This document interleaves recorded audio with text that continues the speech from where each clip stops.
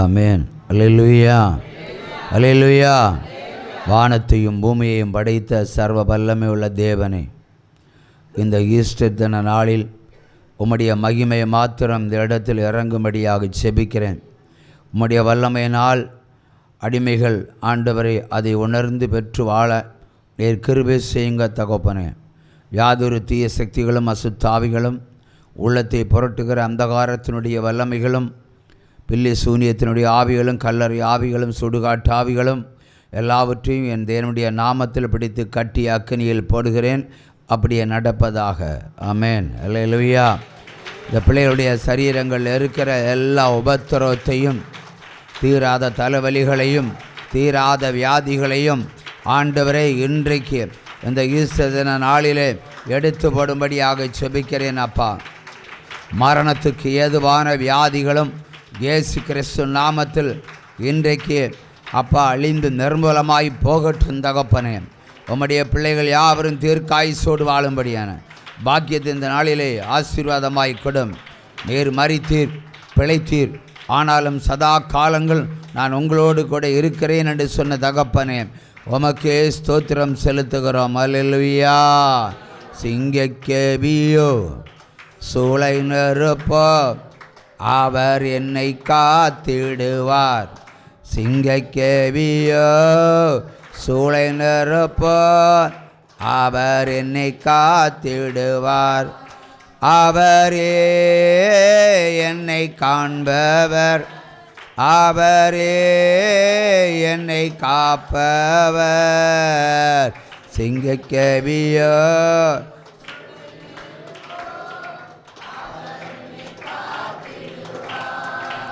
அல்லேலூயா, அல்லேலூயா. அவன் நம்மை நடத்திடுவார். அல்லேலூயா, அல்லேலூயா. அவன் நம்மை உயர்த்திடுவார். அல்லேலூயா, அல்லேலூயா. அவன் நம்மை உயர்த்திடுவார். அல்லேலூயா. நாம் யாவரும் கர்த்தருடைய நாமத்தில் உயர்த்தப்பட இருக்கின்றோம். அல்லேலூயா. நம்புறவங்க உற்சாகமாக கையை தட்டுங்க. இந்த சுவிசேஷத்தை ஏற்றுக்கொண்டவர்கள் தேவனால் வரும் ஆசீர்வாதத்தையும் சுதந்தரித்து கொள்ளுவார்கள் என்று தேவனாகிய கர்த்தர் என்று நின்று சொல்லுகிறார்.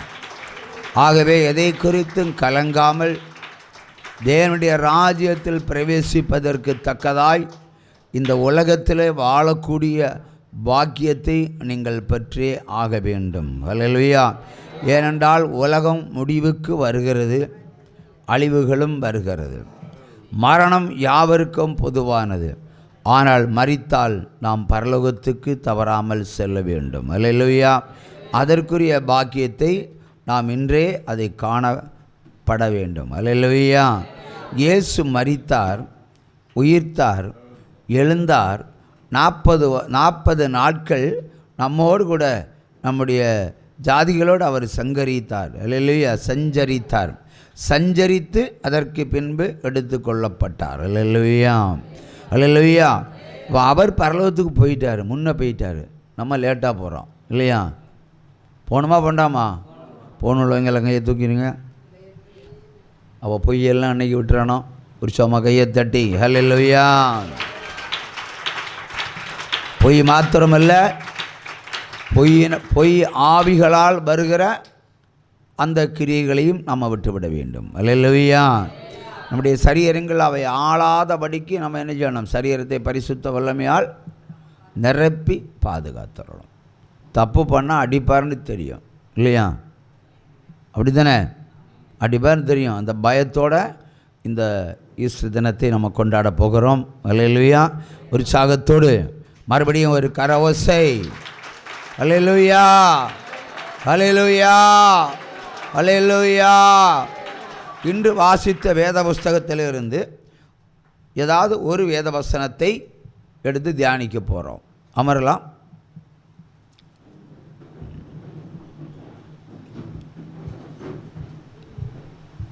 ஏதாவது ஒரு வேத வசனம்.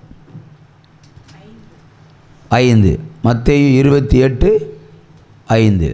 தூதன் அந்த தூதன் அந்த ஸ்திரீகளை நோக்கி, நீங்கள் பயப்படாதிருங்கள்,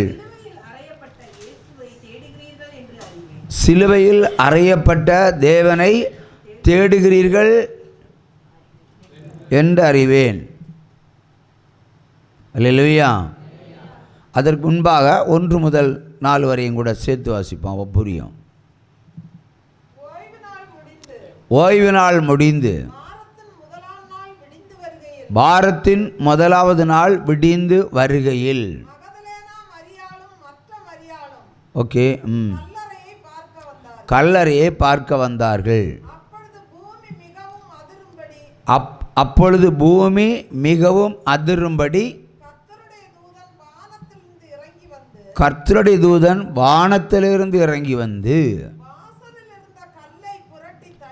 வாசல் இருந்த கல்லை புரட்டி தள்ளி அதன் மேல் உட்கார்ந்தார். அவனுடைய ரூபம் மின்னல் போலவும் அவருடைய வஸ்திரம் உறைந்த மலையைப் போல வெண்மையாகவும் இருந்தது. காவலாளர் அவருக்கு பயந்ததினால் திடுக்கிட்டு செத்தவர்களைப் போல் ஆனார்கள். தூதன் அந்த ஸ்திரீகளை நோக்கி, நீங்கள் பயப்படாதிருங்கள், சிலுவையில் அறையப்பட்ட இயேசுவை நீங்கள் தேடுகிறீர்கள் என்று அறிகிறீர்கள். ஒரு சம கையை தட்டலாமா? அல்லேலூயா. இயேசு கிறிஸ்துக்கு ஒரு பேர் உண்டு, அது வெளிப்பாடில் வரும். அவர் உறைந்த வெண்மையான மலையை போன்றவர். அல்லேலூயா. வெண்மையான மலையை போன்றவர். அதே வேளையில் அவர் அக்னிமயமான ஒரு தேவன், அப்படி தானே? அதே வேளையில் வெளிப்பாட்டில் மறுபடியும் சொல்கிறாரு, 4 முகம் அவருக்கு உண்டு. 4 முகம் அவருக்கு உண்டு. 6 முகம் இல்லை, 4 முகம். இங்கே 6 முக கூட்டம் ஒன்றும் இல்லையே. 4 முகம் உண்டு. ஒன்று சிங்க முகம், இன்னொன்று மனித முகம், இன்னொன்று கழுகு முகம், இன்னொன்று எருது முகம். அல்லேலூயா. அடுத்து அவர் செட்டைகள் உண்டு, 12 கண்களும் உண்டு அவருக்கு. அவர் ஒவ்வொரு ரூபத்திலையும் அவர் வெளிப்படுகிற ஒரு தேவன். ஆனால் நமக்கு சுவிசேஷம் அறிவிப்பதற்கென்று அவர் மரியாளுடைய வயிற்றில் ஒரு மனிதனாக, நம்மை போல் ஒரு மனிதனாக பிறந்து வளர்ந்து அவர் கொலை செய்யப்பட்டு அடக்கம் பண்ணி அவர் சொன்ன தீர்க்க தரிசனத்தின்படி 3ஆம் நாளில் உயிர் தழுவேன் என்று சொல்லியிருந்தார். அப்போ இன்றைக்கு வாசித்த வேதவசனங்களிலே பார்க்கும்போது, சகோதரர் வாசித்த வேதவசனங்களை பார்க்கும்போது, இந்த எத்தனுடைய சரீரத்தை எல்லாரும் எடுத்துகிட்டு போயிடுவாங்க, அப்புறம் உயிர்த்தார் என்று சொல்லிடுவாங்க. அதனால் காவல் வையம் என்று சொல்லி கேட்டுக்கிட்டாங்க. பிலாத்தோஜெல்லாம் நீ இஷ்டப்படி உனக்கு பிரகாரமாக நீ காவல் வச்சுக்கோ. அவன் சீல் வச்சாங்க இல்லையா? சீல் வச்சுக்கிட்டு அப்படி உட்கார்ந்துருக்காங்க. ஏன்னா யாரும் இவருக்கு பாடியை எடுக்கக்கூடாது, தூக்கிட்டு போகக்கூடாது என்பதற்காக. ஏன்னா அவர்களுக்கு பயம். ஏன்னா ஒன்று அவர்களுடைய அறியாமை, அவர்களுக்கு அறியாமை. இயேசு தான், இவர் தான் கடவுள்னு தெரிந்திருந்தால் நிச்சயமாக அவங்க என்ன செய்வாங்க? தொழுது கொள்வாங்க, அறைய மாட்டாங்க. ஆனால் இவருடைய வருகை கொஞ்சம் டிஃப்ரெண்ட்டு. ஏன்னா ஒரு மரியாளுடைய வயிற்றிலே தோன்றினார், எப்படி கடவுள் என்று எதிர்பார்க்க முடியும்? அடுத்தபடியாக ஒரு மாமிசமான மனிதனை போல தச்சு வேலை செய்கிறாரு. எப்படி கடவுளுக்கு இதாக வேலை இன்னும் அவங்க நினைப்பாங்க. ஆனால் நியாயப்பிரமாணத்தை சரியாக பின்பற்றின ஒரு கூட்டம்தான் இவரை கல்லால் அடித்தும் சிதைத்தும் சிலுவையில் அறிந்தும் கொண்டார்கள். அதை திரும்பி பார்க்க வேண்டும். ஞாயிற்றுக்கிழமையில் ஓய்வு நாள், நியாயப்பிரமாணம் சொல்லுகிறது ஓய்வு நாளில் ஒரு வேலையும் செய்யாதிருப்பாயா. ஆனால் இவர் என்ன பண்ணார்? ஓய்வு நாளில் தான் அற்புதம் செய்வார். அப்போ இவர் எப்படி கடவுளாக இருக்க முடியும் என்று அவருடைய ஒரு கேள்வி. ஆனால் அதுக்கு விளக்கம் கொடுத்தார். ஓய்வு நாளில் ஒரு ஆட்டுக்குட்டி பள்ளத்தில் விழுந்து கிடக்கு, நான் காப்பாற்றாமல் இருக்க முடியுமா? நான் கேட்குறேன், இப்போ உங்கள்கிட்ட கேட்குறேன். உங்களுக்கு ஒரு நெஞ்சு வலி வந்து போச்சு, ஜோமணி பார்ப்பீங்க, விடுதலை கிடைக்கல. அன்றைக்கி ஒரு ஞாயிற்றுக்கிழமை, ஐயோ ஞாயிற்றுக்கிழமை வேதம் சொல்லுகிறது வீட்டை விட்டு வெளியேறக்கூடாதுன்னு இல்லையா? வீட்டு வாசலை தாண்டி வெளியே போகக்கூடாது. அப்போ நீங்கள் போகலைன்னா பணமாக இல்லாவீங்க, சரிதானே? அது பழைய ஏற்பாட்டில் ஒரு நீதி இருந்தது, புதிய ஏற்பாட்டில் சில திருத்தங்களோடு அவர் வந்தார். புதிய ஏற்பாட்டில் திருத்தங்களோடு வந்தார். ஏன்னா புதிய ஏற்பாடில் அவர் பிரசங்கம் பண்ணுறது எதுக்குன்னா பரலோகத்துக்கு போகிறதுக்கு. பழைய ஏற்பாட்டில் பரலோகத்தை பற்றி சப்ஜெக்டே கிடையாது, ஸ்ட்ரைட்டு அடி தாங்க இல்லையா, ஒரே அடியாக கொன்று குவிச்சிருவார். இன்றைக்கி கொன்று குவிக்கிறது யோசிக்கிறார். இந்த பிள்ளைகள் அறியாமல் பாவம் செய்கிறார்கள், எப்படியாவது இவங்களுக்கு சுவிசேஷத்தை கொடுத்து பரலோகம் ஒன்று இருக்குது அங்கே கூட்டிகிட்டு போகணும்னு சொல்லிட்டு வந்தார். நம்ம எல்லாம் கூட்டிகிட்டு போகிறதுக்கு தான் வந்தார். கூட்டிகிட்டு போகிறதுக்கு வந்தவரையாக நம்ம என்னது, நம்முடைய முன்னோர்கள் சிலுவையில் அறிந்து கொன்றார்கள். அதான் சத்தியம். ஆகதான் அவர்களுக்குள்ள ஒரு சந்தேகம், மரியாளுக்கு வயிற்றில் பிறந்தவன் எப்படி கடவுளாக முடியும்? அவன் மந்திரவாதி, துஷ்டன், எத்தன் அவருக்கு வச்ச பேர். அதனால தான் இந்த எத்தனுடைய சரீரத்தை வந்த எத்தர்களை தூக்கிட்டு போயிடுவாங்க, அதனால் காவல் வைக்கிறோன்னு காவல் இருந்தாங்க. என்ன நடந்தது? வானத்திலிருந்து ஒரு தூதன் வெளிப்பட்டு, அந்த வசனத்தை திரும்ப வாசி.